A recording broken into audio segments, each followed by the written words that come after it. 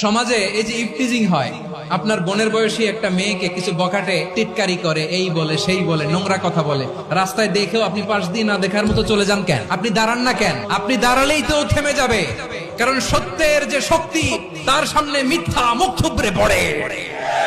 আপনার সামনে ও কিছুই না, নাথিং। আপনি দাঁড়ান, ওকে প্রশ্ন করেন যে আমার বোনকে তুমি ডিস্টার্ব করো কেন? আপনাকে দেখে আরো 5 জন দাঁড়াবে, 5 জনকে দেখে আরো 10 জন দাঁড়াবে। আমাদের নীরবতা আর আমাদের নিশ্চুপ থাকাই জালিমদেরকে আরো শক্তিশালী জালিম বানিয়েছে।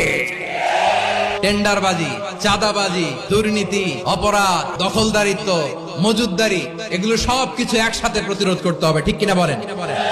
এই যে নতুন বাংলাদেশের এক সুযোগ এসেছে, আর জীবনে হয়তো আসবে। আসুন দেশটাকে আমরা সাজাই, আসুন আমরা এক দল আরেক দলকে নিশ্চিহ্ন করার যে রাজনীতি, এটা বন্ধ করি। সব দলের প্রতি আমার আহ্বান, আল্লাহর শপথ নিয়ে বলি, এই নাসিহাত গুলো সবার জন্য, সব দলের জন্য, সব মতের মানুষের জন্য। আমরা কোন দলের প্রতি মানুষকে ডাকি না, আমরা ডাকি ইসলামের দিকে।